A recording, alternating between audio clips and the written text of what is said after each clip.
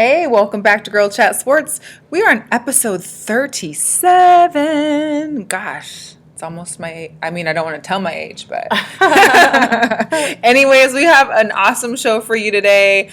We've got a special guest later on after the commercial break. Tiera Dobbins will be joining us. She's a contributor for the NFLfemale.com. Huge Steelers fan, and she has a team that's going to be playing this weekend, unlike all the rest of us. And also, I'll be having a friend, Bruce Justice, calling in to give us his take on the Chargers moving to L.A. The LA Chargers? The L.A. Chargers. Oh, my goodness. So we're going to start off a little backwards, I guess, today. There's been a couple of NBA news lately. So what I thought was a huge loss for the Clippers. Chris Paul tears a ligament in his thumb. He's going to be out like 6 to 8 weeks. So that's... He had surgery today, which was successful, but I really think that drowns their hopes of squeezing out a championship this year. Yeah, I kind of feel like they weren't going to be squeezing out a championship anyway. Which I'm cool with as a Lakers fan, by the way. Wah, wah. But, Blake Griffin's been out with his right knee surgery, and I just feel like without Chris Paul right now, how much good can the Clippers do to make it very far? Yeah, that's too bad. And then there was not huge, but there was a big issue in regards to Draymond Green having a flagrant one foul against LeBron Monday night when they were playing. Of course, this is the championship matchup back again. We've got the Warriors and the Cavs. I felt like LeBron James took this like Karl Malone flop after supposedly being hit in the face. Which, good luck. LeBron, he got an Academy Award for that one. Supposedly, he got the flagrant foul one calling Draymond, and that was it. But it was funny to see Draymond kind of mocking LeBron after the foul, and it was a little entertaining, I guess. But in other news, Russell Westbrook continues to be on fire. I think he's got to 18 triple-doubles now this season. Well, that was as of last week. Well, this past week. So I don't know. It could be 20 by now. I know that they didn't do so well last night with that game. He is inhuman. He dresses like he is too. And also in regards to triple doubles, James Harden. Here's the deal. Last year, it's funny. I went out one night with my girlfriends, and we ended up seeing him in the elevators, and he seems so small in stature still. But this guy is now on his 13th triple double for the Houston Rockets. He also, Hakeem Olajuwon holds the Rockets record for the most triple doubles, which is 14. So he's literally just one away from tying Hakeem the Dream Olajuwon. It's amazing. Can you feel the power when you say Hakeem the Dream Olajuwon? Anyway. And going to the complete opposite of that, yes. Did you hear the news about Carmelo Anthony? I feel like he's in the news a lot, but I never really I don't get much out of it. Yeah, well, apparently Jackson's confidant put out some kind of article that basically said he wasn't doing very good of a job and talking about potentially trading him, even though he has a no-trade clause. So he's been in the media saying that he still wants to play for the Knicks and his heart is still in it, but he's probably having one of the worst years ever. He's averaging 22.2 points a game. He's only shooting a 43% from the field and is at an all-time career low at the foul line. So, wow. I just don't think his wife would want to live anywhere else but New York. Lala is not trying to move nowhere. Although it's funny, there was this hypothetical three-way trade, I think, between the Cavs. I want to say it was the Knicks and someone else. Derrick Rose was gonna go somewhere. Basically, all these players are moving, but Carmelo Anthony would be going to the Cavs, which seemed interesting. I even heard there's a rumor right now that they're talking about trading Blake Griffin for Carmelo Anthony straight up, 1-for-1. Wow. It would shake up their careers a little bit. Well, the NBA trade deadline is next month, and there's going to be a lot of big moves before then. Also coming up, we got our number one pick, Ben Simmons. He is completely healed from his first surgery and is supposed to be making his debut after All-Star break.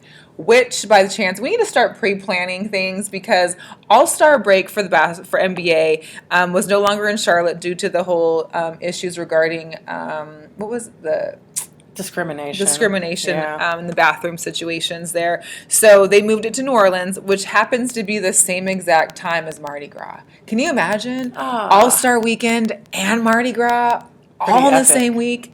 Next year, we need to figure it out. Huge, yeah. So that's kind of the NBA stuff that's been going around. Real quick, as you may know, this Friday we will no longer have the most wonderful president in the world, and we will be replacing him with Donald Trump. Ugh. So, since that's the case, the world champ Chicago Cubs have decided to visit President Obama before he left and the new POTUS were to take office. Dexter Fowler actually provided Obama with these awesome, specially made POTUS Jordan 4s. They were like black patent leather inside this really nice case. I mean, they had Barack Obama's signature on the side. They were really nice. So the Cubs got to go to the White House for their visit because, obviously all championship teams get to go visit the White House. I do feel bad for the football team that's coming up as well as any future champions. Because, you'll get stuck with the orange man. But, anywho, that's just my opinion. I don't speak for everybody here at Girl Chat Sports. So, beyond that, a real quick mention in regards to college hoops. Men's Villanova is now first place, followed by Kansas, UCLA, Gonzaga, and Kentucky. Washington Huskies men's team, I need you guys to step up a little bit because currently they're 10th in the Pac-12. So we're not even on the radar for anything in the top 100 probably for the college rankings. However, in women's basketball, we got UConn, who won their 92nd straight win yesterday. This is crazy. They've won 4 straight national championships and haven't lost a game since 2013-14 season. Can you imagine just playing somewhere and you've never lost? Oh, and they just keep blowing people out. Like never lost. Like some of these players that have been there all 4 years, they've never lost. Ever. Pretty epic. It's pretty epic. Anyway, so they're followed by Baylor, Maryland, Mississippi State, South Carolina, Washington, women, and Kelsey Plum, my little fave there. They are number 8 in the college rankings and number 1 in the Pac-12. So they got to beat Oregon State, which was nice. So congratulations to the women there. Speaking of college sports, did you hear about Oregon's football team? It's funny.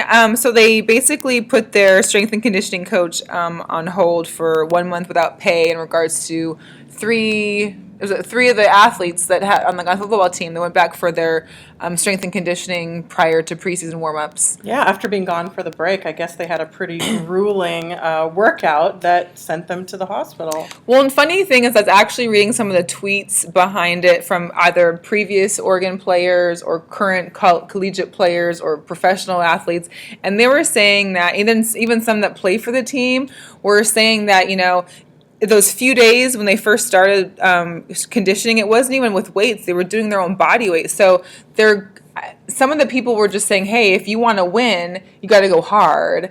And even though there were 3 people that seemed to not be doing so well and were in the hospital, that maybe they're not used to. I mean, let's say, University of Oregon hasn't had the championship team they have as in previous years. So I feel like there's a lot of pressure on, that's for sure. Yeah. So, well, hey, good luck to those guys. Hopefully they'll get better and feel healthy, and hopefully it's a learning experience, if nothing else. Well, let's talk a little bit of football now. So, do you want to start or do I want to start? Because we both had games that were pretty traumatic this weekend.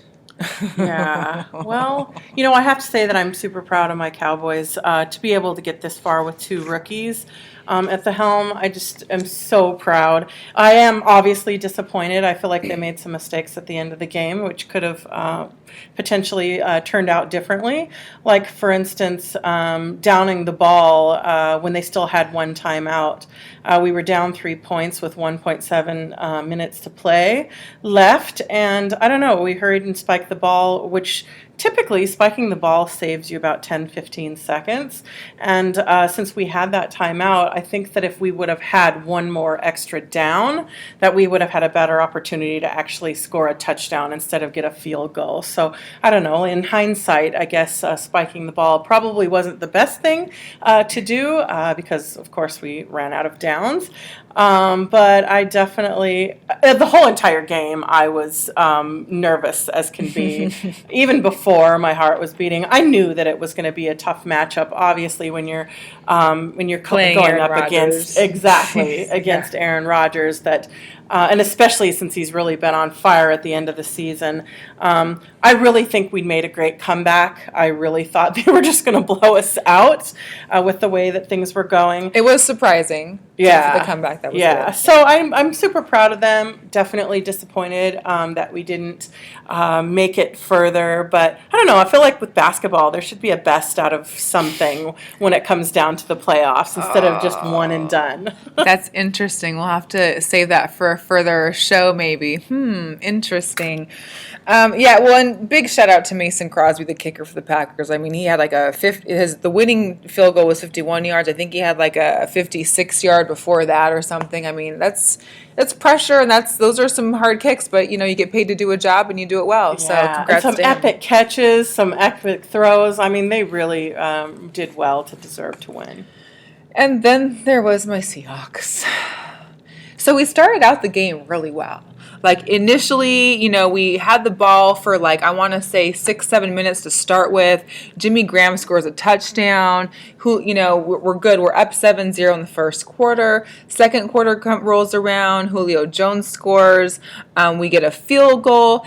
We had Devin Hester. Can I just tell you, this man is amazing. And not only am I sorry that he possibly or will be retiring this year, but he was a Chicago Bears. He was an Atlanta Falcons. We picked him up right before the playoffs as our punt returner. Obviously, Tyler Lockett's been injured, so he took over the helm. And this man, the way he can move and read, the defenders for kickoffs is amazing. So we had like a 50-yard kickoff return in the second quarter.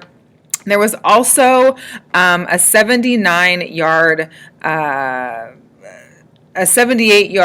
return that he had as well. However, there was a holding call on Kevin Pierre-Louis. So basically, it took us from having us start on the 7-yard line of Atlanta Falcons all the way back to our own 4-yard line, where Russell Wilson gets sacked in the end zone for a safety because it looks like the offensive lineman had stepped on his foot. So I feel like that was a big turning point. We had this huge play where we basically been set up for a touchdown very clearly, I think, ended up becoming into a safety, and it kind of changed the momentum of the game at that point. And from that point on, it was kind of like downhill. We ended up losing two of our other backfielders, so I think, we already had Earl Thomas out. We got two more that were gone. We didn't really, we're on our third string cornerbacks and safeties. It really wasn't much of a chance at that point come the third and fourth quarter, so.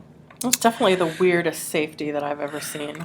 Yeah, wasn't it? You get your foot stepped on. Imagine the prop bets on something like that. People could make some serious money if they bet on a... Well, and the casinos lost a lot of money on the Cowboys game. I know that much, too. So, interesting. And also interesting, well, I know we kind of talked a little bit about the Raiders moved to Vegas last week, and so that's still up in the air. We'll have some more final decisions in regards to that. They did try and file for the move, I think, this last week.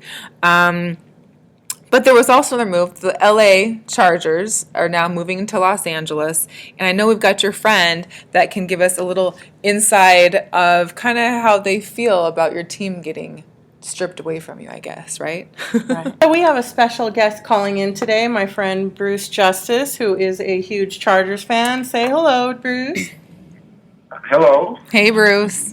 Hey, so tell us about your passion for the Chargers.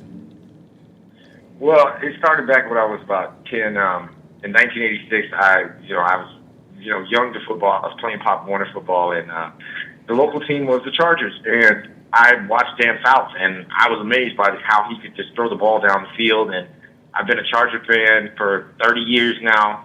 I guess 30 years strong since 1986. So I love the way they played. It's always exciting. They never really had a defense, but they're always exciting. So tell us how you feel about the move. Well, like a lot of people from San Diego, even though I live in Vegas now, I'm hurt. I'm very hurt that they left. It's almost close to losing a relative in a lot of ways because you grow up with them and to see them go like that to L.A., it happened once when I was a kid, the Clippers. They moved to L.A., and the rest is history. So, Yeah. Melissa can understand your pain. I can understand. We had the Sonics. They left, too. I guess my thing that I was curious of, because I've been to a lot of Seahawks games in San Diego and Qualcomm Stadium. We all know the stadium is really old and it pretty much is broke down and sucks. But the thing is that I found interesting is that when I watch the news, a lot of the San Diego Chargers fans out there, burning jerseys and protesting and being upset. But when I go to games, there never seemed to be too many fans within the stadium. It always seemed like it was the road team's home game almost. Do you have any backstory for that, maybe, or? Yeah. The perception has always kind of been on the East Coast that the Charger fans, because the weather's so great in San Diego, on a Sunday everybody's at the beach or they're out at the park and having a picnic, which is kind of true. But you're right, Charger fans did not show up the last few years because they were mad at both sides, the city and the team, because we should have had a new stadium 30 years ago. When I was a kid, they should have been building the new stadium when it was Jack Murphy, But they never thought about the future because they'd be hosting the Super Bowl probably next year because the Super Bowl is going to be in Minnesota. Right. I think more people would like to go to San Diego, I know I would. A lot better weather, a lot more places to go, I guess that does make sense. I never really thought about that much of it because I guess just not living by the beach and coming to a game, you don't really think about it. But I guess, having the beach in your backyard, you kind of are a toss-up whether you want to actually go to the game or just go to the beach and kind of hear it or watch it from there. But what's your take on their new coach, is Anthony Lynn? I'm really happy that they went that route.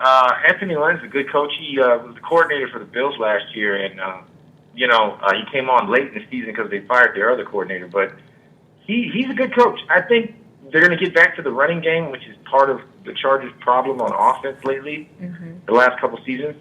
That's why Rivers, I think he threw a career-high 22 interceptions this year. Never done that. So I think they didn't trust the running game too much. But he's a former running backs coach. I think we're going to be running the ball a lot more. And Gordon impressed me this year till he got hurt. He almost had 1,000 yards. So yeah, that was. I had him in fantasy, and I was a little upset over that injury too.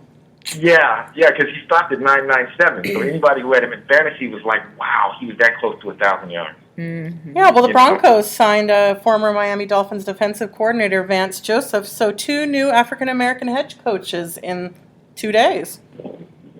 Yeah, I'm glad, and one of them, which is my team. So you're still going to be a Chargers fan even though they're in Los Angeles?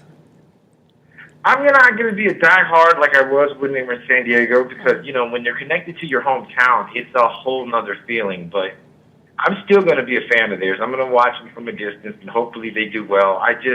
It would really upset me if I saw them in the Super Bowl next year. Well, perhaps they'll come here and play when the Raiders come. Yeah. Now, when they come, yes, I will come to that home game because hopefully with Las Vegas being different than San Diego and Oakland, maybe they can control the crowd a little better. We shall see. Well, Bruce, we really appreciate you taking the time out to call in today and speak with us about the Chargers. Like I said, I definitely understand how it feels to have a team kind of ripped away from you, and hopefully, unlike my team that changed its name and everything, at least you still get a little piece of home. I forgot. What's your team again? The Seattle Sonics became the Oklahoma City Thunder. Mm-hmm. Yeah. Yes. Al, you feel my pain. You feel my I do feel it. Their name. At least you still got the name, though. We don't even have that. Yeah, but say that to yourself. San Diego Chargers, and then say Los Angeles Chargers. Which one sounds weird to you? It's going to be hard for everything people to in say. LA sounds weird. LA Rams, LA Lakers. I don't like LA teams, period. The Lakers. Bruce is a Lakers fan. I have support. Yes, right. I'm a Lakers fan too, so. Thanks for joining us, Bruce. We appreciate it. Bruce. Thank you. We're going to head to commercial. No problem, ladies. All right. Bye. All right. Bye. Palmer Alexander for the Inner Zone Sports Show. Want to tell you about our sponsor at Gossip Pasta. Now she's at a new location at 291 Chesterfield Mall Food Court. She's open 7 days a week. Make sure you get in on all of the goodness. And don't forget the food is made with a bunch of love. Only at Gossip Pasta. The food's so good, it'll make you say, Shatorta, give it to him, Queen. Hey, I'm Kiana with Gossip Pastas, and when I'm in the lab, I'm always in the zone. Hey, and welcome back. We are live, well, I guess live recording, with our guest today, Tiera Dobbins. She is a contributor for NFLfemale.com, a huge Steelers fan, and also is a brand new member of the In the Zone show family representing Ohio. Welcome, Tiera. Hi, girls. How are you? We are good. Well, I guess we're not great. Well, we could be better. We're not as good as you probably are right now.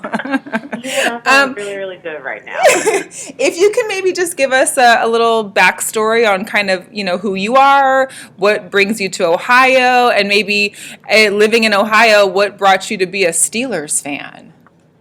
I know, and I live in Cincinnati too, so I'm sure the Bengals listeners are like, what in the world? But no, I'm originally from Memphis, Tennessee, and growing up, the big powerhouse teams that were going to the Super Bowl were the Cowboys and the Steelers, and that's my dad's era. So I've always grown up as a Steelers fan, and just following them over the years. I'm the only child. I'm daddy's little girl. So that's just kind of how me and my dad have always connected and bonded, is through football and definitely through the Steelers.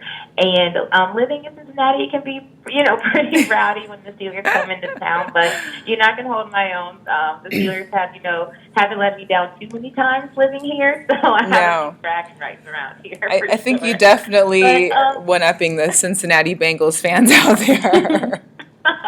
They're probably, I'm going to turn this off right now. But no, keep listening. But, the Bengals are the Bengals. They aren't a bad team. They give us run for our money each time, and that's just AFC North football. You never know what you're going to get when you face the Browns or the Ravens or the Bengals. So definitely the props to them.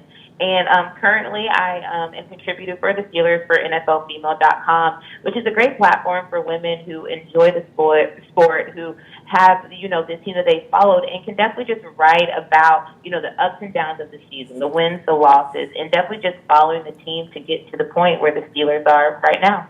How did you find out about NFL Female? How did this come to be? Oh, it's social media, Twitter, it was literally one of my friends who just basically just added me and said, oh, I think Dobbins might be interested in this. And, when your phone starts dinging, you're like, what? Like, what is going on? You see these mentions, and you start, scrolling up. And that's when I got introduced to female.com, and the women over there sent a few emails out, and, I am where I am today. So basically, they talk about NFL in general, and then you're the one that posts articles about the Steelers then? Yes.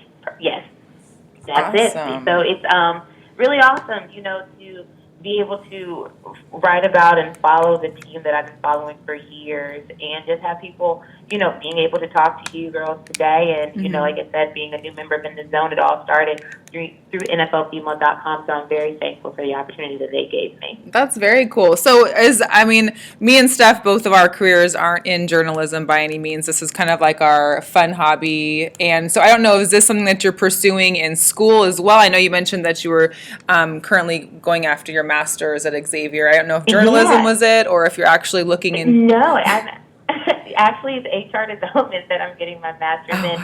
But just like you girls, it's definitely something that I've always been passionate about. I was on the school newspaper in high school, and it's kind of, I'm going back to my roots, a little bit. I was the entertainment editor for my high school's newspaper. So to, kind of bring back those few years, almost 10 years ago, experience that I had in high school, to put forth what I'm doing now, it just clicked. It was just like, it fit right, doing what I'm doing now. So it's something that I would love to pursue, taking a step day by day. Awesome. Well, I know it's definitely enjoyable to have other female fans, as well as people that are knowledgeable about sports, and especially football, because I know that's me and Steph's one of our favorite sports.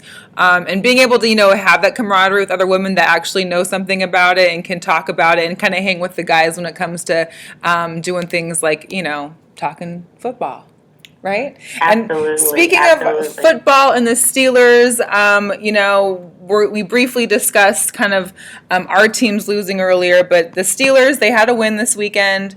They beat the Chiefs in the AFC divisional round, so they're going up against the Patriots next this weekend on Sunday. How do you feel? How was the game for you? Was there things that you noticed that were exceptional or that they were out of the blue? I mean, for me, my game was kind of over by like the third quarter, so I was more nervous during the first half. But I don't know if like you get nervous and get the whole high blood pressure like the rest of us when our games are on. Oh, my heart was in my stomach around. I think it was when the Kansas City. I think it was tied. Well, not tied. It was 16-18. And Kansas City was driving down, and they had just scored a touchdown, and they were going for the 2-point conversion, and they nailed it. And then you see a flag, and I didn't know who the flag was on. Oh my gosh, it's tied. We haven't been scoring in the end zone, all day. So what's going to happen? But luckily, it was the call on the Chiefs, and just to see at that moment, all right, now you got the ball back, get the first down and run down the clock. So I think it was definitely fourth quarter. The game was very close. It wasn't like back in October when the Steelers played the Chiefs and it was a 43-14. It wasn't like that at all. The Chiefs came ready to play. The Steelers didn't, really. They didn't capitalize in the red zone as they usually do. So that's something that's definitely going to have to take note because they're going to have to definitely score touchdowns to beat the Patriots. Well, and it was crazy because Le'Veon Bell had like one of his best games ever. He rushed for 170 yards, but they never got in the end zone. Like I think this was the one game where it literally was all field goals. Also, yeah, absolutely. For just the Steelers, I know the Bengals, later in the season, I think they scored maybe one touchdown and the rest was field goals. So the Steelers have a great kicker in Chris Boswell. But I definitely think that's another thing that the Steelers have been doing well is that offensive line is really stepping up and making those holes for Le'Veon Bell. I don't think Ben got even touched. He got sacked late in the fourth quarter. So I definitely think that one thing the Steelers have been doing the latter part of the season is that offensive line is really, really stepping up. And I'm guessing Kansas City's backfield, their corners and safeties really just held it down because I don't see how. I mean, all these weapons that that usually Ben has, even which is Antonio Brown, we'll get to him a little bit later, but all the other guys, there was no. Just to have not one touchdown just seemed kind of amazing for the Pittsburgh Steelers, like this powerhouse of, I don't know if you play fantasy football. I have, and most of my points came from Antonio Brown or Le'Veon Bell and getting touchdowns. Yes. So it was so crazy that, nobody had a touchdown. But yeah. Exactly, and I think it was both of those defenses stepped up. The Steelers defense and the Chiefs defense Sunday night really stepped up and played their hearts out. And again, it's just something that the Steelers are going to have to go back to the drawing board and, rethink some things because, like I said, they're definitely going to have to get in that end zone to keep up with Tom Brady and the Patriots. Yeah, well, this is the first time that you guys have reached the AFC Championship in 6 years, and the second time you guys are meeting the Patriots in the playoffs. How do you feel about the game coming up? I feel very confident in the Steelers. They met back up in October. I think it was 27-16, I believe. But the Steelers didn't have Ben Roethlisberger. They had Landry Jones, and the Patriots had Gronk, and they don't have Gronk right now. So I definitely feel confident in the Steelers and what they've been doing thus far. And I know it's really big for Ben Roethlisberger. This is the second time that he's been in this situation against Tom Brady. The first time was when he was a rookie, and that was 12 years ago. So I definitely think that this is going to be a big moment for this rivalry, and I think it's going to be two of the best matching up against each other, and it's going to be a really good game. I'm rooting for you is what I'm trying to say. Listen, I already have my issue with the Steelers back from 2005. We won't go there anymore, but I have more of an issue with the Patriots current. So we're rooting for you. We're rooting for you, definitely. Thank you. But are you fearful at all, though? We know Big Ben and his record with on-the-road games. He doesn't seem to necessarily play his usual self as he would at home. Kind of like we see here at Kansas City. They still came out with a win, luckily, but with not much going on offensively in regards to passing and touchdowns, how do you feel that's going to affect him coming into Gillette Stadium? I think the best thing about this is that Ben Roethlisberger is a veteran, and I think that he's been in this situation a few times. He's won 2 Super Bowls. He's been to 3, and I think that he knows it's like the one game season right now. You either win or you go home. Mm-hmm. But I think that the weapons around Ben Roethlisberger that makes that fear kind of just diminish, because you have Le'Veon Bell, and the way that the Steelers have been running that offense through Le'Veon Bell the latter part of the season is really what has gotten the Steelers through, because Ben Roethlisberger, out of the 4 quarterbacks that are left in the playoffs right now, he's not the greatest one. In the past 2 playoff games, he hasn't been doing what the things that typical Ben Roethlisberger, that those big plays, right? So it's just the way that the offense has changed and been running it through Le'Veon Bell, how that offensive line, like I mentioned, has stepped up to allow them to be protected and to allow those holes that Le'Veon can get through. And then again, this defense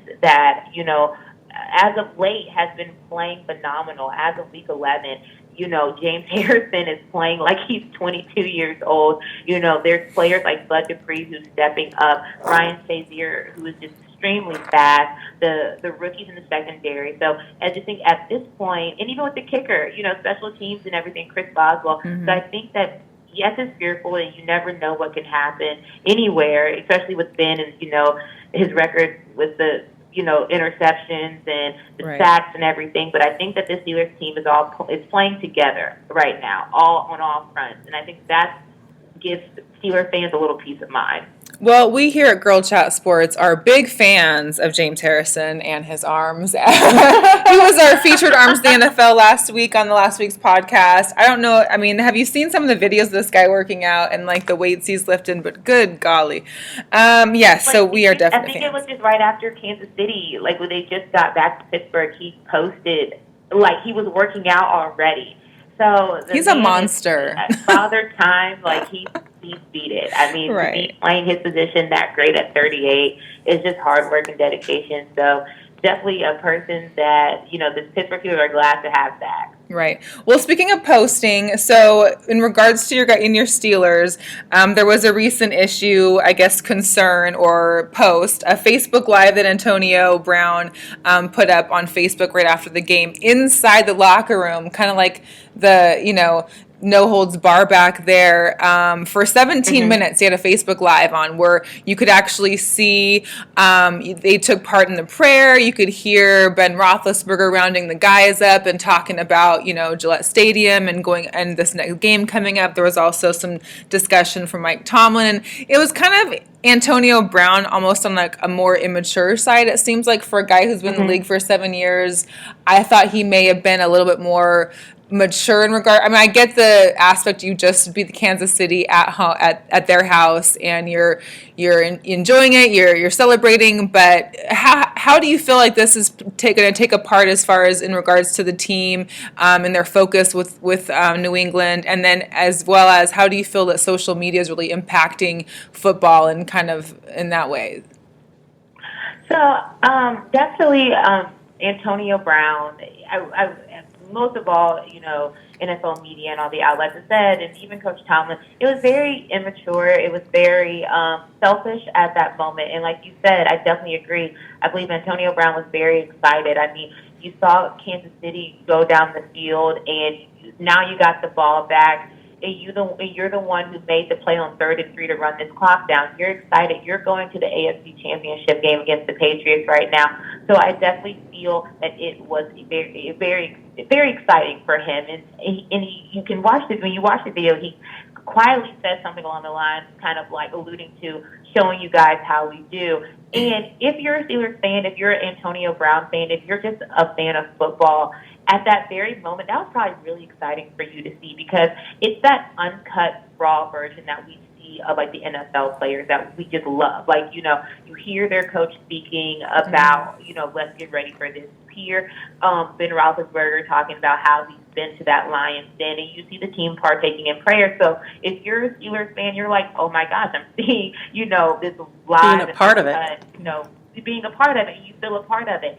And I feel his passion for the fans, but at the end of the day, that was very sacred for the Steelers, because there was profanity used, and I feel it's the fact that Coach Tomlin and Ben Roethlisberger didn't know they were being recorded. It's kind of the disrespect that I feel, that they didn't get the respect from Antonio Brown, because, in the press conference, Mike Tomlin basically said that he holds being a role model to the community and to the Pittsburgh community very highly.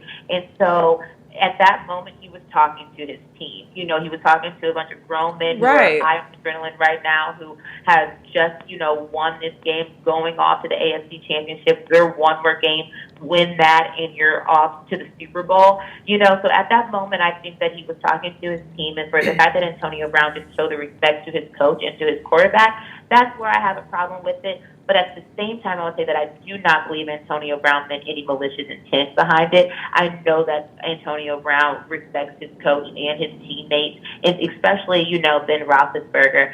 I know that there's been times where they had to talk to Antonio Brown. He would put his defense in binding positions with his excessive touchdown dances that were, racking up 15-yard penalties. He was talked to, and as you've seen on the latter part of the season, he hasn't been doing that. So I know that when the Steelers, Ben probably talked to him, I'm sure Coach Tomlin probably talked to him, and I know that that's something that, he felt bad about. It's not going to go in one ear and out the other. So I think that the one thing, it's live and you learn. You're going to learn from these mistakes, but I don't see it making a big impact on the Steelers going into Gillette Stadium. The Steelers have done a really good job at staying focused, this season, even with the injuries. And even last week, their linebacker coach, Joey Porter, was arrested. It didn't take away from what the Steelers, what their main goal is.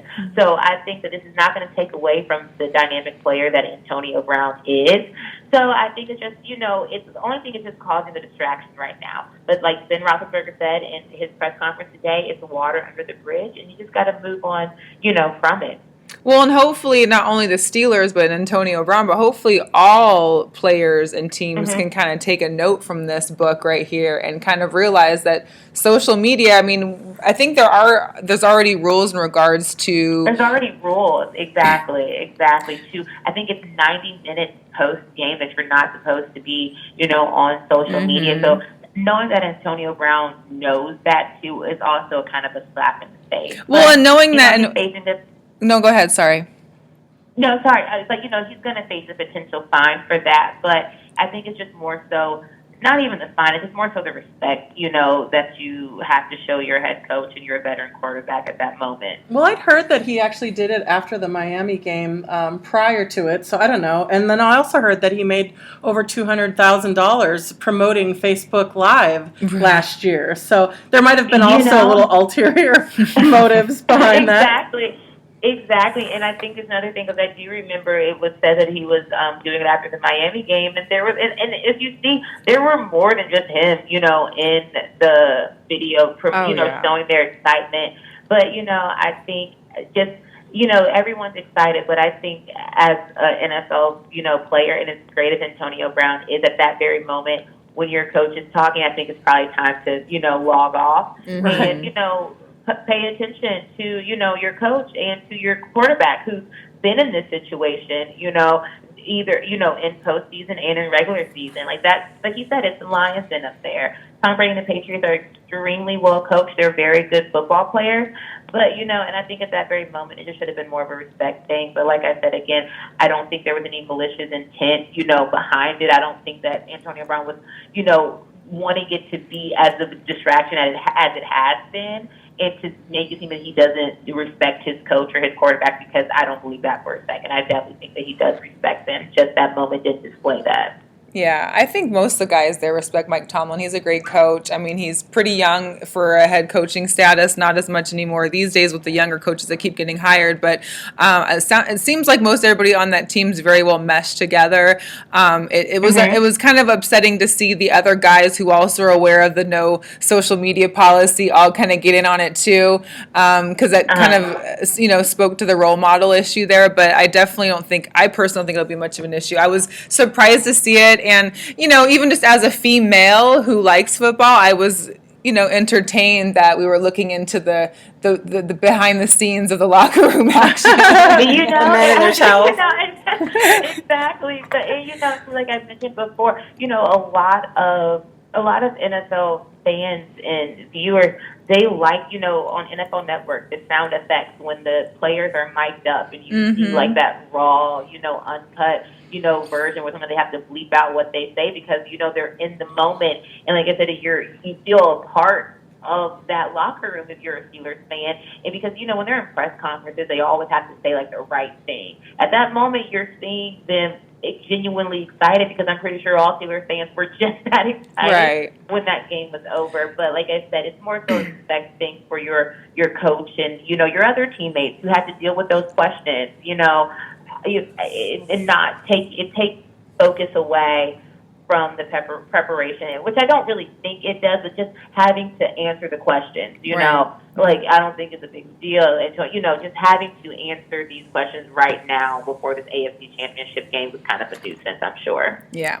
Well, Tiera, we really appreciate you coming and joining us and talking Steelers. And out of all of us, you're the only one that has a team going forward, and we wish the Steelers the best of luck. Please let the listeners know where they can find you in social media.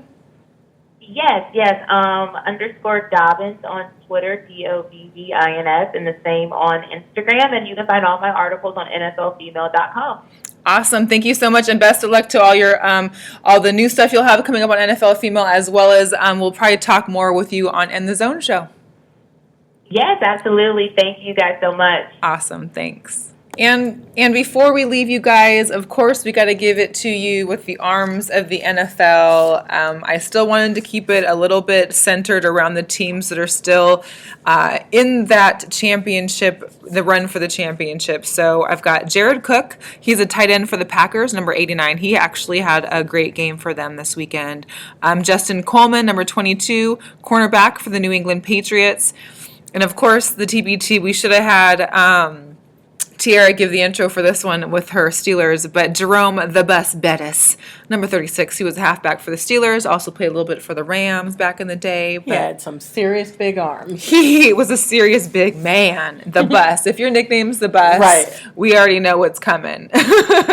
And then didn't really have much of an awe moment, had a ha-ha moment, which I found hilarious. Watching the guys on TNT for the NBA basketball, I mean, Shaq, Charles Barkley. So apparently the Bleacher Report created this NBA 2K simulation because Charles Barkley always gets on the Golden State Warriors, talk about how they're just a bunch of, they're not going to get anywhere. They lost the Cavs. They got all this talent, but they're not going nowhere. He just always is talking bad about them. Well, Bleacher Report created an NBA 2K simulation between 5 Charles Barkleys versus the Golden State Warriors. And Chuck is not he basically lost 156-34. And what Charles Barkley kept saying was, "Man, that's the fat Charles Barkley in Houston. If they would have played the Philly Barkley or the Suns Barkley, I'd have been just fine. But because it was the fat Houston Rockets Barkley, he didn't win very well." So that was a really funny moment. So it was very entertaining. We just want to really quick thank Tiera for being on the show. We really enjoyed her. We have another great host, our guest on the show next week. Can't wait for that one. We also thank Bruce for joining in. I definitely feel his pain with his team changing. At least it's not as far as Seattle to Oklahoma City. You know what I mean? Anyway, Steph, where can we find you? You can find me on all social media platforms under S_Wash. And you can find me, Melissa, on all social media platforms, as well at Seattle, the number 4_life. And of course, you can find us, GirlChatSports, on all social media and Facebook at GirlChatSports. Please like us, follow us, share us. Check us out on Podomatic as well as YouTube. We can't wait to see you or talk to you guys next week. Thanks for joining us. All right, bye. Thanks for checking out another great episode of Girl Chat Sports. And remember, we don't have balls, but we know how to cover them. Until next time, guys.